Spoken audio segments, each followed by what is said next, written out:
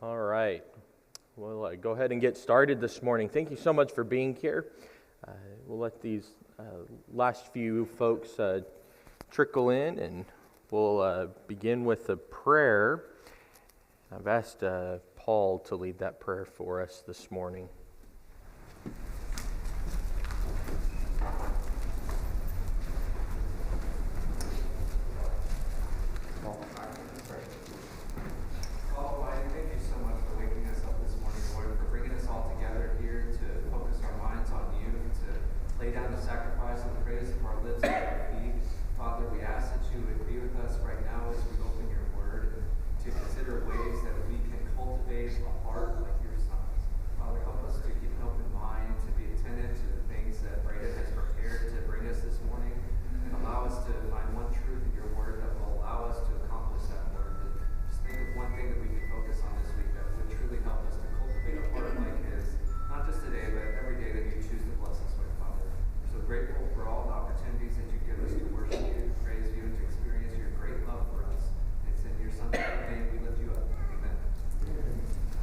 Thank you, Paul. We're continuing our study this quarter on having a heart like Jesus. Just by way of reminder, we're going to come back to this statement every week. The heart is the inner center of our loves and choices, shaping our lives. And following Jesus means continually allowing His heart to form how we love God with our whole being. This is meant to be our purpose statement for the quarter. Everything that we're talking about should flow into this statement and from this statement. We're thinking about loving God as Jesus demonstrated we ought to. So we've been looking at the teachings of Jesus, the interactions that Jesus had, the way He lived in the flesh, and then we're turning that back on ourselves, making application to our lives. The first two lessons, we were in a section of the book that we are calling Foundation. This section of the book's designed to help us start by examining the heart and get us in the correct posture before God. It's this posture of humility that prepares us to be transformed. If we're unwilling to lower ourselves, we'll never be transformed the way God intends for us to be. So last week our focus was on humility. We saw that having our heart positioned and postured before God the right way is absolutely essential. Before we go on into the lesson today, just as a little bit of a warm-up question, as you think about the last two lessons, we talked about self-reflection, we talked about humility. What things have stood out to you related to either of those topics, specifically in how Jesus lived and taught about those things? What are you holding on to from those lessons?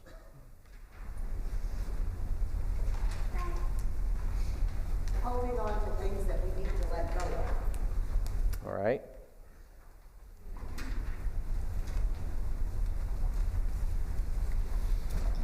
From a practical standpoint, humility is the exact opposite of pride. I've seen too many people who have allowed pride to allow them not to accept any instruction in their lives. And you say, God says you should do this. He said, nobody tells me what to do. They're so prideful. Humility will help us to obey. Absolutely. Katie? Also in regards to having a humble heart, I look to lowering ourselves as Jesus lowered Himself.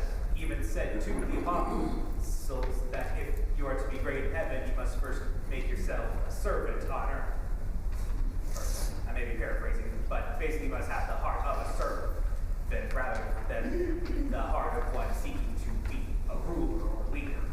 Yeah, we saw that explicitly in the example of Jesus washing His apostles' feet. He came to serve.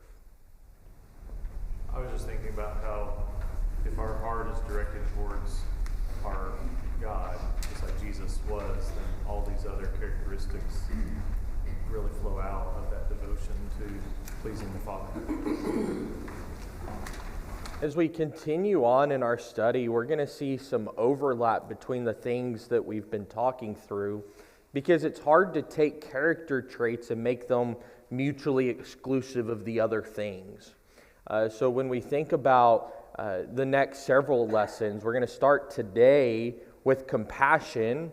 Next week, we're going to talk about selflessness. Those things are inherently intertwined. But beyond that, we're going to talk about service. It's like, all right, now it's taking compassion, it's taking selflessness, it's putting it in action. What you'll see is just this repetitive nature. While we can pick up on specific things from these attributes, this wholehearted, whole person devotion to God is so inherently woven together. When we get the posture right, the things will start to follow naturally. And that's what brings us to this formation section of our workbook. Formation is really, it's where this character begins to take shape, and it's where it begins to be expressed. And so that's why we're going to go to compassion first. Once the heart's been examined and humbled, it's going to naturally begin to notice others first. And so that's where compassion comes into play. Our lesson this week on compassion, the primary text is from Mark chapter 1. If you would open your Bibles to Mark chapter 1, we're going to read from this text in verses 40 through 45. Compassion is not just a nice idea or a sentiment to be expressed from a distance. It's the force that flows from a heart like Jesus. It's our way of extending grace to each other. I think about from Acts 4 in the sermon last week. It's amazing to me to see how grace was connected to the treasury and how first century Christians were using those funds to support each other. God's grace is on display with how God's people treat each other and those around them. Compassion is so fundamental to that. It's more than feeling sorry for someone. It's really a willingness to enter into that person's pain, into their situation, and to act. Jesus' compassion always came from a heart that was attuned to the Father. He saw people the way God sees people. Yes, He's God in the flesh, I understand that, but He shows us how we ought to see others and think about them. Compassion isn't a reactive thing. It's an intentional and informed choice that we make. In Mark chapter 1, beginning in verse 40, we read this. And a leper came to Jesus, imploring Him, and kneeling said to Him, "If you will, you can make me clean." Moved with pity or compassion, He stretched out His hand and touched him. And He said to him, "I will, be clean." And immediately the leprosy left him, and he was made clean. And Jesus sternly charged him and sent him away at once, and said to him, "See that you say nothing to anyone, but go, show yourself to the priest, and offer for your cleansing what Moses commanded for a proof to them." But he went out and began to talk freely about it and to spread the news, so that Jesus could no longer openly enter a town, but was out in desolate places, and people were coming to him from every quarter. This is such a beautiful scene that unfolds here for a number of reasons. It's early on in Mark's gospel account, so we're not very far into Jesus' ministry as we read through how Mark positions this before we read that Jesus is moved with compassion. That's a word that I think I've overlooked before in thinking about these interactions. When we think about the miracles and the things that Jesus did while in the flesh, I often think of John chapter 20. He did these things so that we may believe.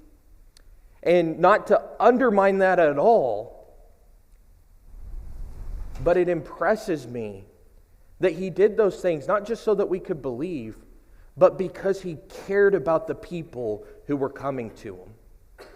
He was moved with compassion by those in the first century who were walking up to him, who needed his healing, who needed what only he could offer them. And so these signs certainly help affirm our faith and strengthen our faith. But these actions, these miracles, they're rooted in compassion for people. And we see that in situations like this. Leprosy, I'm sure somebody could probably give a better description of what leprosy is, so I'm not going to try to describe leprosy, but the outcome of having leprosy was you were put out. You were put away from the people. You were isolated. So can you imagine somebody that has a disease that you don't really know all that much about, you just know you don't want it, they walk up to you and try to interact with you. How are you going to react?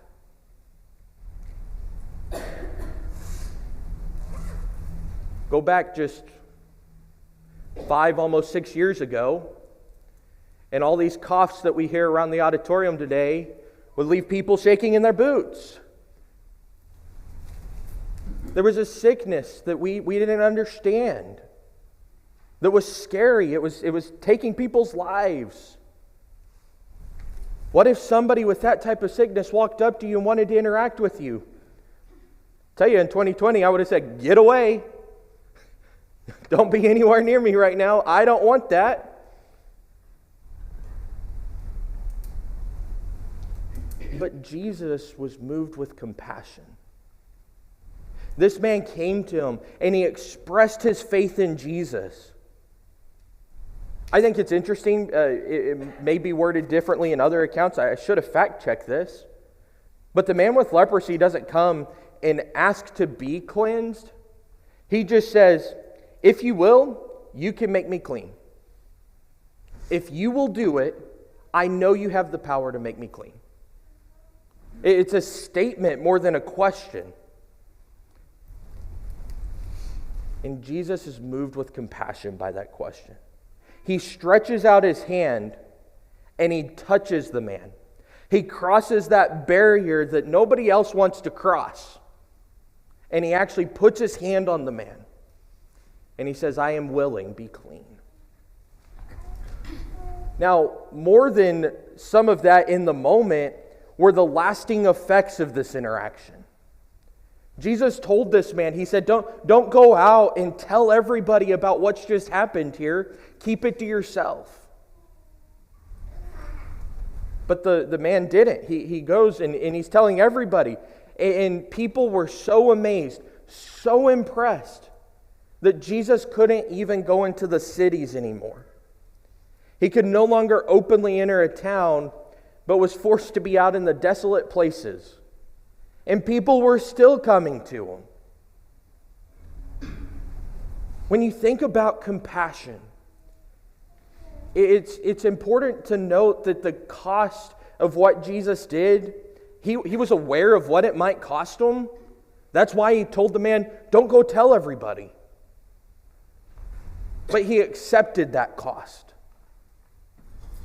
See, it was more important in the moment to cross that boundary that nobody else was going to cross, to be compassionate and to act on this person's behalf, than it was to think about the implications of that action for weeks and months and years ahead.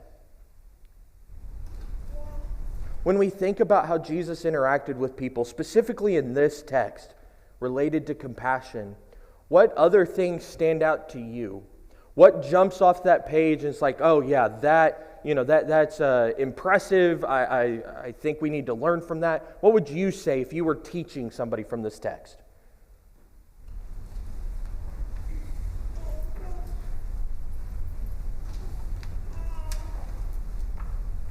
In the Jewish eyes, among others, when you were struck with leprosy, it was considered that the ultimate sin and that you were separated from God with no hope.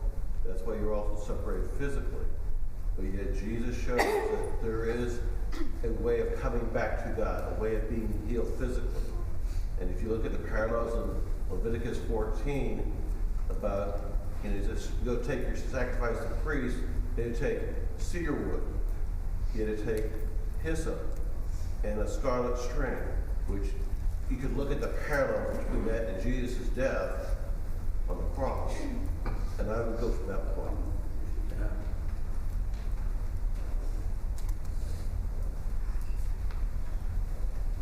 This shows us who Jesus is drawn to. He's drawn to the lowly, the outcast, the suffering, those who society looked down upon. This shows who Jesus is as a man and as the Son of God. Instead of turning and avoiding them like many of the Jews did, Jesus is drawn. Absolutely. It does give us some insight. It reminds me of, Ryan has talked about his trips to India and the things that Brother Billy Kumar has told him over there, and talking about how much easier it must be to share the gospel in India than America. Because the people who he's talking to, they're in desperate need of hope. We live in a culture that's so self-sufficient, but even in this culture, I find myself guilty of this, trying to pre-decide for somebody else who might be a candidate, who would listen, who would engage. But I think it's interesting in these contexts that the people Jesus is drawn to, who he goes to, probably aren't the people who would be our first inclination to go to. I do think that's an impressive point. You kind of mentioned earlier, but Jesus was not afraid to acknowledge that he had something that other people needed. I think sometimes we can have a tendency, especially in the context of last week, talking about humility, we can have a tendency to think that, we're not capable of doing something, someone who's in need, they probably don't need anything from me because, I'm just this person that doesn't have very many skills, or, whatever narrative we tell ourselves. But Jesus wasn't afraid to acknowledge that he did have something that those people needed. And he was going to do whatever he could to give it to them. But you do have to first make that acknowledgement that you have an ability or skill or whatever it may be that you can use to help somebody else. Verse 44 always stands out to me, and even just for like a minute or so, can you expound more on verse 44? Jesus specifically, he gave the lepers specific instructions. Don't tell anybody, except go to one person, go to one place. And when he said, show yourself to the priest and offer for the cleansing those things which Moses commanded as a testimony to them. Can you expound on that a little bit more as to why he said, although I'd like for you to go, show yourself to the priest, do those things that Moses commanded. What was his purpose behind that? So if I'm understanding your question, at least the part that's standing out to me, number one, keeping the law was important. So we see that. So he tells them to go to the priest, to go present himself to the priest, to follow the law. But I also think about the flip side of that. The part that really stands out is don't tell anybody else. And I think about the implications of what happens in the very next verse as a sign of that. But I also think of John, in John 2 with the wedding feast in Cana of Galilee. In John chapter 2, beginning of verse 3, when the wine ran out, the mother of Jesus said to him, "They have no wine." And Jesus said to her, "Woman, what does this have to do with me? My hour has not yet come." Jesus seems to be very attuned to the fact that there is a purpose to his coming. There is an hour that these things become appropriate, but that doesn't stop him from acting with compassion. It doesn't stop him from showing his power. So even in this context, he's saying, this has nothing to do with me. They're out of wine, so what? My hour's not here. What do you expect me to do? But you're putting me on the spot. I'll do it anyway. And you kind of see that in Mark chapter 1 too. It's almost like, yeah, my hour's not yet come. You could kind of apply that same commentary there. But moved with compassion, he acted anyway.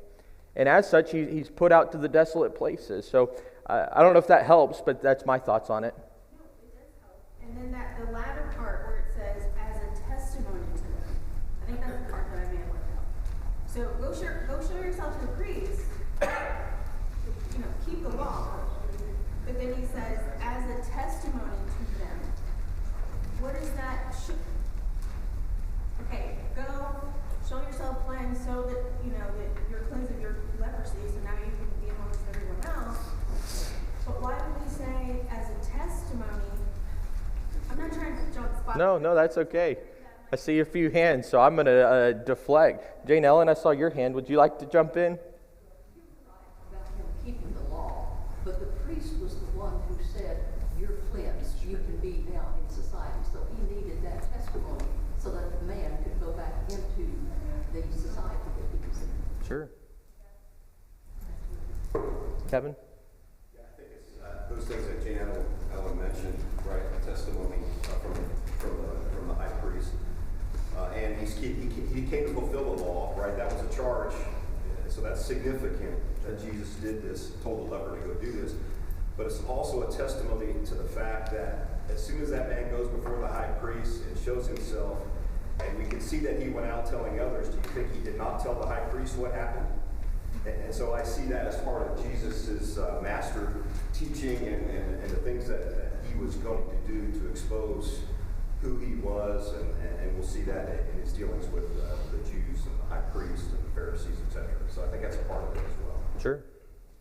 Yeah.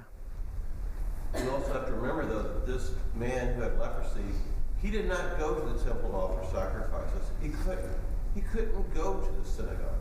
He had no religious or spiritual background or basis to live. So he goes out there with basically telling these people about Jesus. It wasn't like he's telling his best friends. It wasn't like he's telling a lot of people that grew up with him. They were like going, who is this guy? And he's telling this great thing.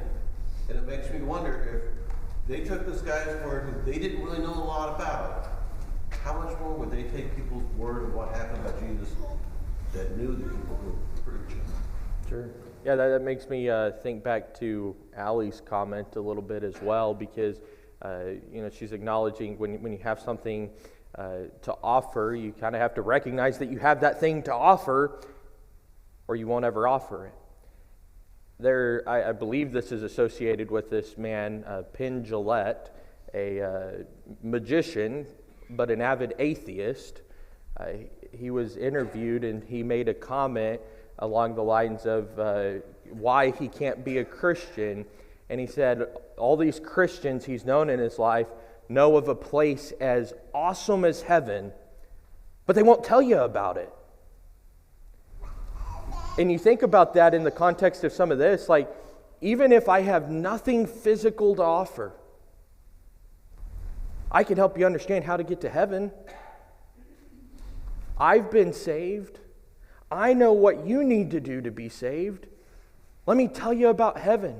Let me show you how to get there.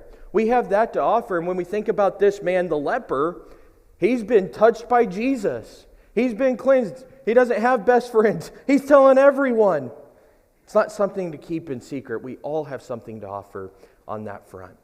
As we think about compassion, compassion is the willingness to be moved by the needs, the wounds, and the struggles of others in a way that compels us to act for their good.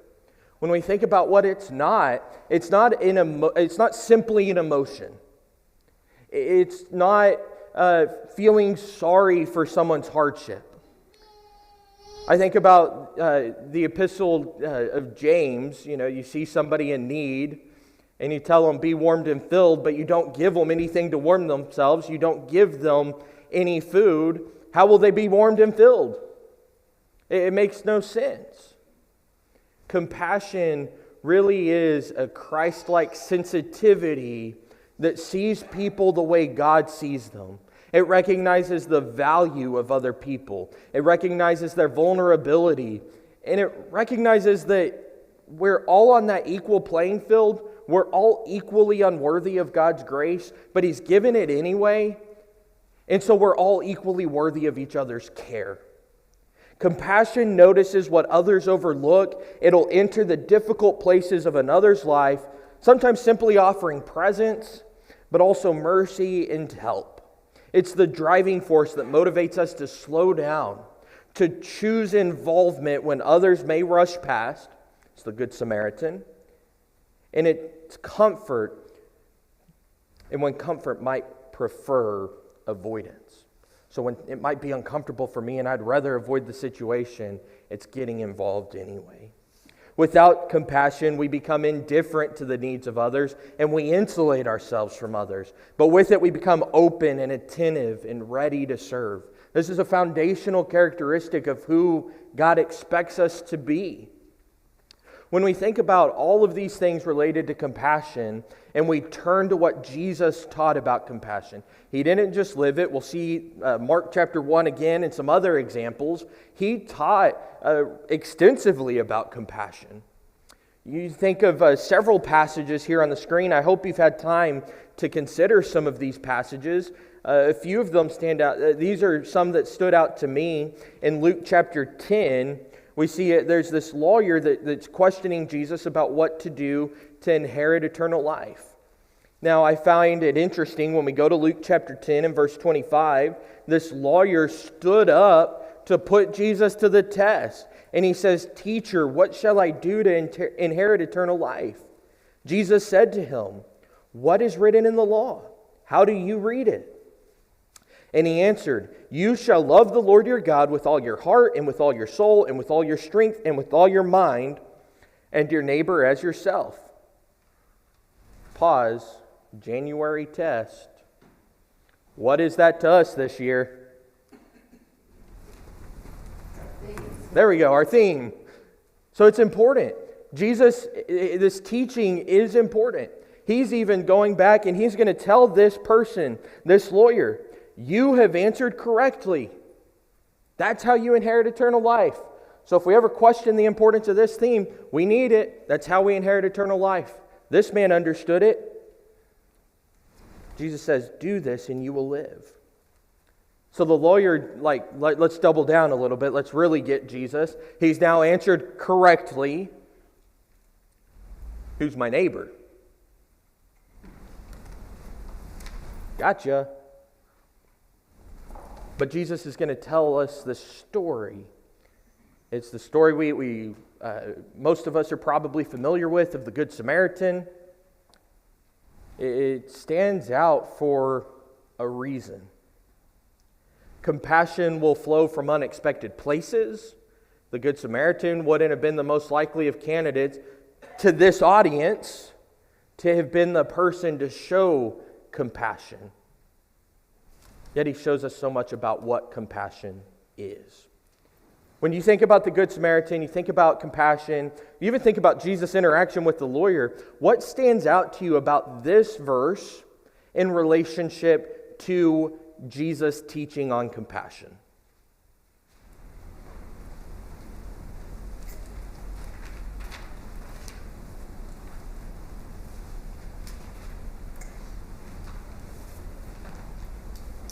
I think this shows that compassion isn't just something that's necessarily comes natural. You have to work at it in practice. You have to be looking for compassion, ways to show compassion. It's not just like you said, it's not just a reaction, but it's very intentional.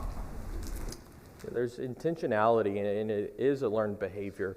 There are people who want to take texts like this and apply them so broadly and say, well, driving to church today, you may have seen somebody standing on the corner asking for money. Maybe move with compassion. We maybe should help them.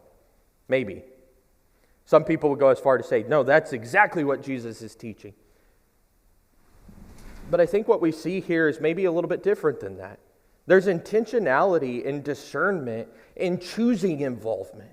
The Good Samaritan recognized what others had passed by, but he recognized he had something in time and ability to pause and intervene. It is an intentional choice that we have to make. It's not reactive to every single circumstance that ever exists. None of us have the capacity for that. But we still have to make the choice. Kevin, did I see your hand go up? Yeah, he evaluated the situation and determined what was needful for that person, right? And then acted in mercy for what that person needed. That's how we evaluate and show compassion, like the example that you showed, that you just mentioned, right? Seeing somebody. So he actually seen what the person needed. He took care of that, took care of his needs, took care of his future needs, right? And that's just an act of mercy at that point that allowed him to act in that way. Yes, sir. We read this parable about the Good Samaritan. We add that word "good" to it, and I think it kind of takes away from the passage because it's a certain Samaritan, and I think that's powerful because it doesn't have to come from a higher to lower to be compassion. It doesn't have to come from a greater, awesome, great person to show some lowly person compassion. I think compassion can be, on a level playing field, if that makes sense. Absolutely. And people, by a social hierarchy, if you will, people below us, whatever that means, can be compassionate too. So I appreciate that, yeah. David? Yeah. I was just thinking, in our homes, a lot of times we pull the curtains. When we pull the curtains, we don't see anything that's outside. We don't think about it. We just isolate ourselves. And we can do that in our Christian lives too. We can pull the curtains and just not worry about things outside. And we have to be willing to be vulnerable and open the curtains, or we won't see what things we can help with. It's like the phrase, we put our blinders on, like, a horse pulling a carriage, you put the blinders on so they stay focused on the paths. And we go to Hebrews 12, verse 2, we're looking unto Jesus, we're pressing on, we're doing those right things, and we are sometimes neglectful of our surroundings and who's around us. I was listening to a sermon just this week, and somebody, the speaker made a comment about how you can't really be in Christ without the association of God's people. You aren't the bride of Christ. The church is the bride of Christ. You get to be a part of that church. It's this collectivity, and yes, there's the personal relationship aspect. There's nuance to that claim, but it is important to recognize the communal aspect of our faith and the necessity of that communal aspect, and we can't just put our blinders on and forget about those who are around us. Yes, ma'am. Going back to verse 41, where Jesus felt compassion towards the leper.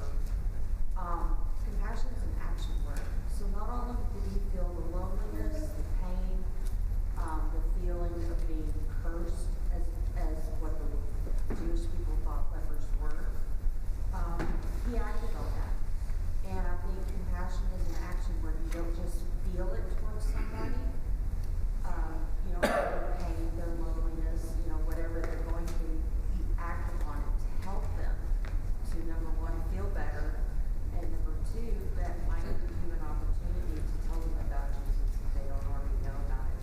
This is an action word. It's not just a feeling, like you said before. Absolutely. There's a difference between empathizing with somebody and feeling for them and actually acting because of that. I've always thought it was interesting that Jesus says this is a certain man. Jesus doesn't say this is a Jew. He doesn't say it's a Samaritan. He doesn't say it's a Roman. He just says it's a certain man. And I think he just says it's a certain man because those other things, they don't matter. Your compassion is what matters. Yeah. Christy? Also, the compassion acted, like she was saying, it acted, but it also interrupted what he was doing. So he stopped. He not only helped this man, he healed it, helped to get him cleaned up, but he took him to an inn. He said, "Listen, if there's any more, I'll be back. I'll pay for whatever it is." He went all the way, even though it was an interruption and whatever he was planning. And I think sometimes we're so planned that we miss being able to help because we're too busy, or that our compassion should move us to do those things. Absolutely. And, I think about that like in our homes too. It's so easy for me, even at this point in raising Chandler, that, like even this morning, we were talking about when we were going to leave to get to the church building. And I told Allie last night, I said, I want to get here early. I need to print a couple of things. And so if we could leave the house a few minutes before 8, that would be great. And so we both got up earlier than normal. We were getting ready. Everything's going great. Chandler gets out of bed. She is the slowest eater when we need to be somewhere. And it takes forever. And so, she gets up at 7:15, and it's like she's like 18 months. It shouldn't take her, 30 minutes for us to get her ready.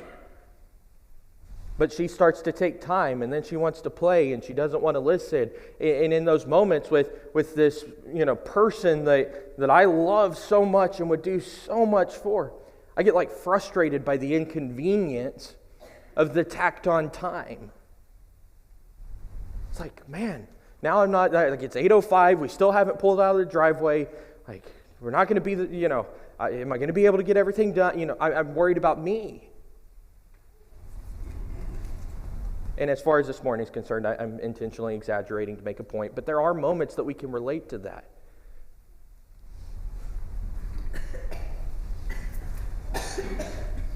But Jesus in Mark 1, the Samaritan here, it's like they don't even know these people. There's nothing relational ahead of these interactions to say, oh yes, that person needs me because I know them. Yet they stop what they're doing.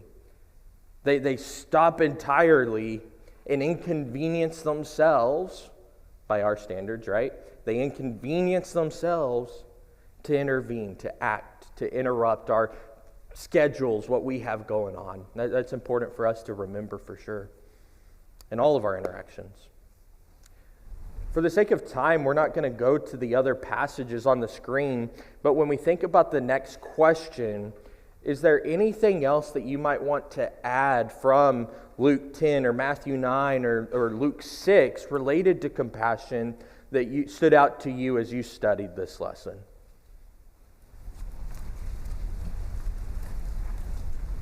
The time when Jesus looked upon people as sheep without a shepherd makes me think about how much we as human beings need instruction, we need direction. When we're left to our own devices, confusion and conflict and all sorts of bad things happen. And so one of the most compassionate things that Jesus has done for us, that God has done for us, is provide us instruction. And for us to be able to share that with other people is also a demonstration of compassion. Yeah, without the instruction, I think compassion easily falls into empathy. If we're not informed and told how God expects us to, even with things like compassion, we'll miss the mark, so that instruction's necessary. Zach? Whenever I think of this passage, first it shows up in all three of the synoptic gospels, this miracle in particular. And to the Jew reading in Matthew, he is seeing that, as Moses had said in Deuteronomy 18, God's going to raise up a prophet like me. You're going to listen to his voice. And what you find from Jesus is that one greater than Moses is here. And that is a theme repeated throughout Jesus' ministry. Oh, you think Jonah was awesome? One greater than Jonah is here. Solomon in all of his glory? Well, one greater than Solomon is here. There's a hidden one throughout, and that is, you revere Moses, but one greater than Moses is here. Where the law, and Moses standing in for that, is about, you're not clean, putting you out, keeping you at arm's length. Jesus instead is one that draws people to him. And this is really kind of the pinnacle point of the book of Matthew in particular, because you find Jesus very commonly going up onto a mountain. And whenever Moses went up onto a mountain, what did he tell everyone? Everyone has to do what? Stay away. You cannot come. And if you do, you will die. And you see a reversal of that with Jesus. You see him saying, no, I'm going to draw all people to myself, even the people that are unclean, even the people that have been cast out and cannot come back.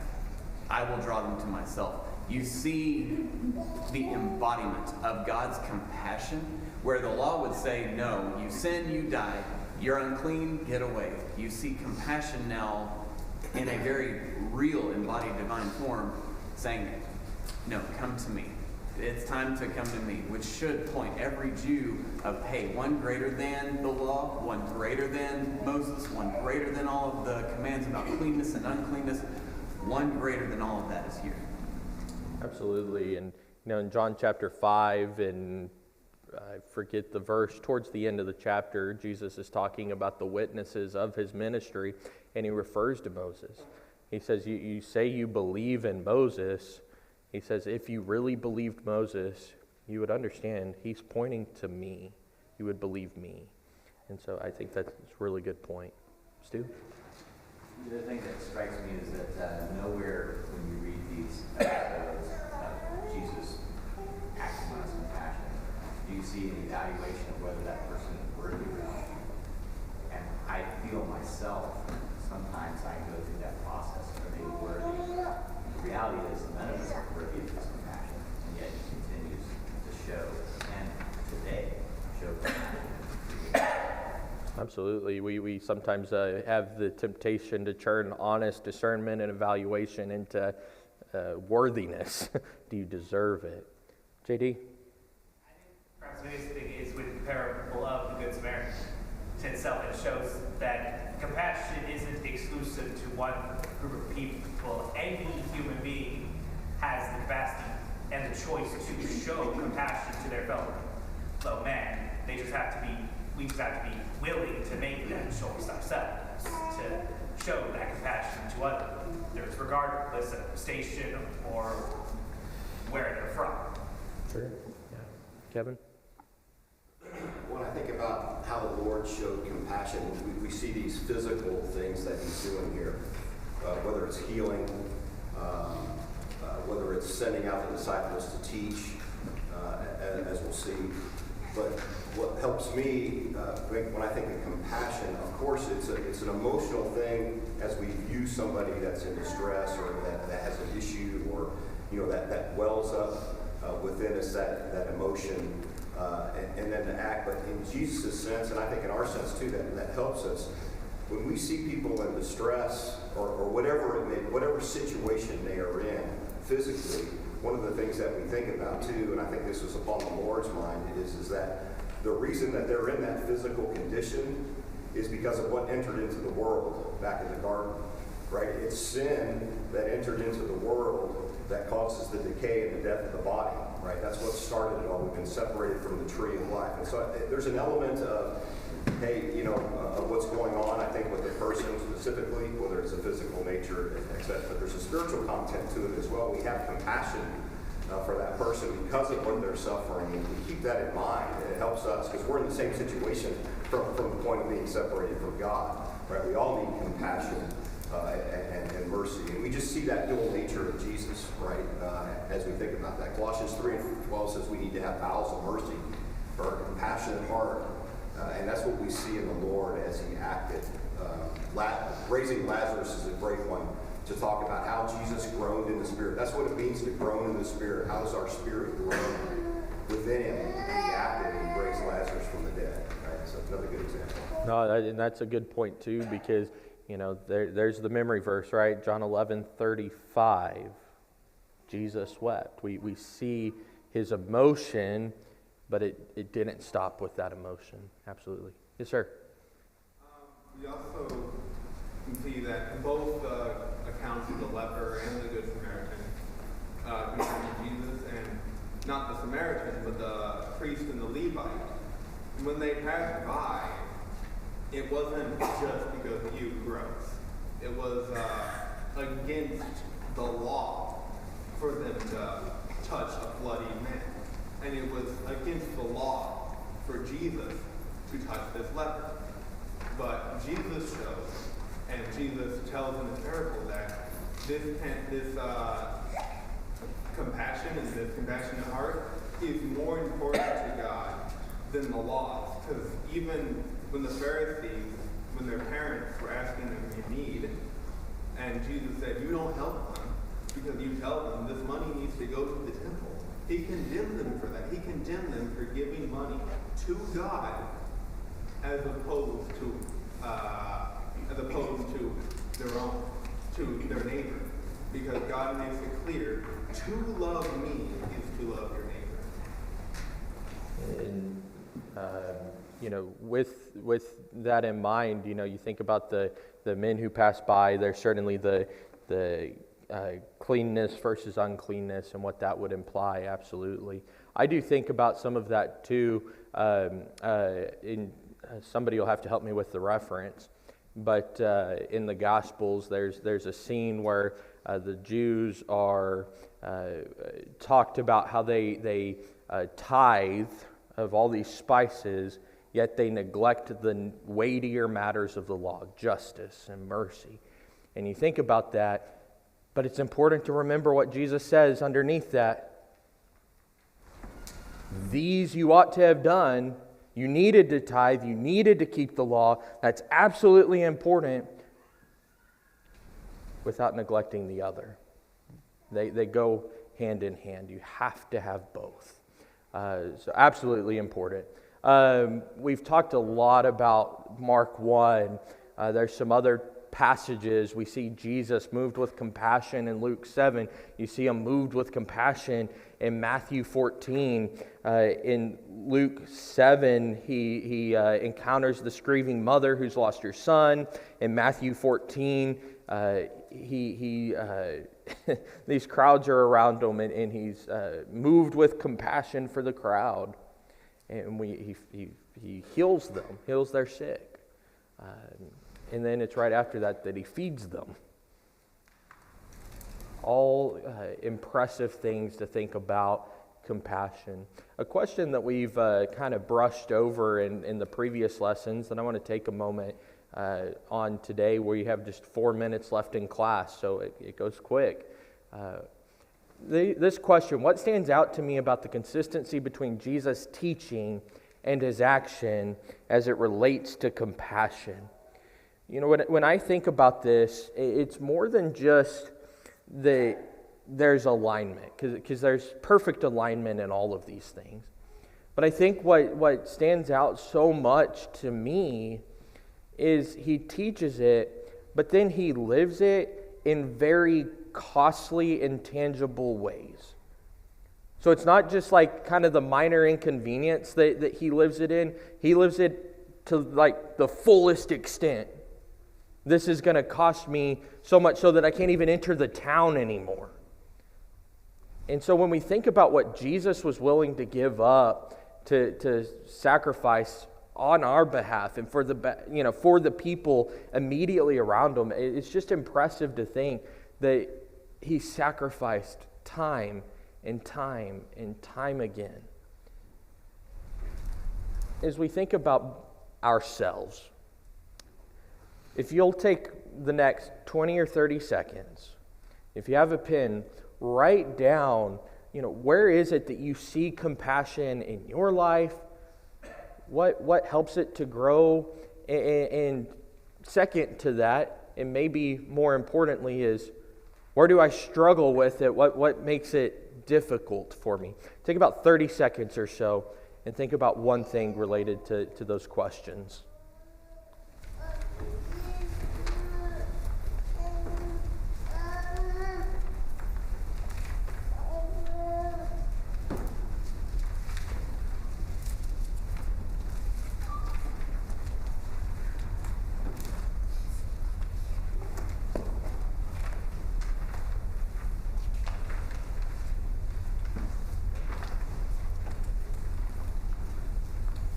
With just about a minute left in class, would anybody be willing to share one practical way that we could all go and live more compassionately this week? Or the lowest hanging fruit here, perhaps we could all work on reminding ourselves that all mankind is made in the image of God, that at the end of the day, by that nature, we're all one and the same, and so, that kind of makes it an obligation, if we're being honest,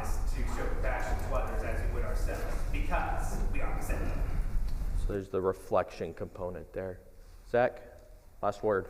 Let's start in our own homes. Start in our own homes. Start with our spouses. Why don't we start with our children? Why don't we start with our parents? And just become attentive to what they need. And just take a moment to say, hey, I know what I want. What do they need? What do they want? And let's do that. And if they do that and you do that, everybody is going to see to each other's needs. And that's going to bring a lot of unity right there. Absolutely. Thank you all so much. We'll be in lesson 4 next week talking about selflessness.